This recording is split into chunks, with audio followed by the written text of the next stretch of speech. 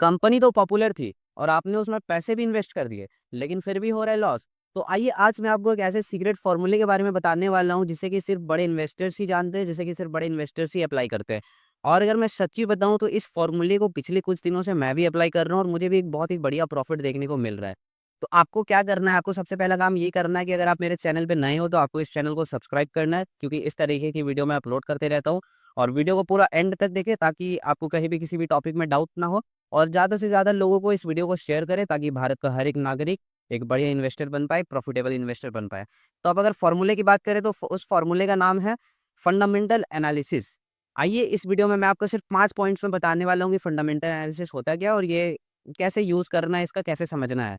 तो सबसे पहला जो पॉइंट है वो पॉइंट है कंपनी का बिज़नेस समझो, यानी कि वो कंपनी क्या सर्विस बेच रही है, क्या प्रोडक्ट बेच रही है, इस चीज़ को बढ़िया से समझो। अगर आप पर्सनली भी उस कंपनी के सर्विस या प्रोडक्ट को यूज़ कर रहे हो तो आपको एनालिसिस करने में बहुत ही हेल्प मिलेगा, बहुत ही आसानी हो जाएगा, क्योंकि आपको पता रहेगा उस कंपनी का सर्विस या प्रोडक्ट का क्वालिटी कैसा है।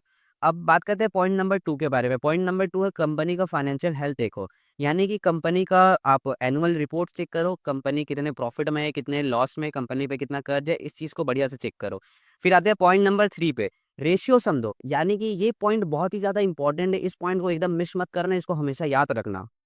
तो पॉइंट नंबर 3 है रेशियो समझो, यानी कि सबसे पहला रेशियो आपको जो समझना है वो है पीई रेशियो, यानी कि कंपनी का जो शेयर का कीमत है वो उसके प्रॉफिट के मतलब शेयर से जितना प्रॉफिट हो रहा है वो उससे ज़्यादा है या कम है। अगर वो उससे कंपनी के शेयर का कीमत अगर उससे प्रॉफिट से ज़्यादा है तो उस कंपनी में इन्वेस्ट मत करो। फिर दूसरा रेशियो जो आपको समझना है वो है आरओई रेशियो, यानी कि return on equity ratio. Company अपने इन्वेस्टर्स को बीते कुछ दिनों में कितना प्रॉफिट देते आ रही है, इस चीज़ को बढ़िया से समझो। तीसरा रेशियो जो आपको समझना है वो है डेप्थ टू इक्विटी रेशियो, यानी कि कंपनी पे कितना कर्ज है, इस चीज़ को बढ़िया से समझो। ये पॉइंट बहुत ही ज़्यादा इंपॉर्टेंट है तो इसको मत भूलना। अब बात करते हैं चौथे पॉइंट पे।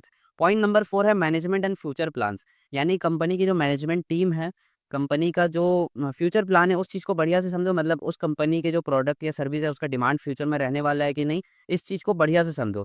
अब पॉइंट नंबर 5 है कंपनी के कंपटीटर से उसे कंपेयर करो, यानी कि वो कंपनी जिस सेक्टर में अपना सर्विस या प्रोवाइड अवेलेबल करवा रही है, उसके जो कंपटीटर्स है वो कैसा परफॉर्म कर रहे हैं, वो बढ़िया परफॉर्म कर रहे हैं कि नहीं, या वो जो उससे खराब परफॉर्म कर रहे हैं। अगर कंपनी के कंपटीटर्स बढ़िया परफॉर्म कर रहे हैं तो उस कंपनी में पैसे इन्वेस्ट मत करो।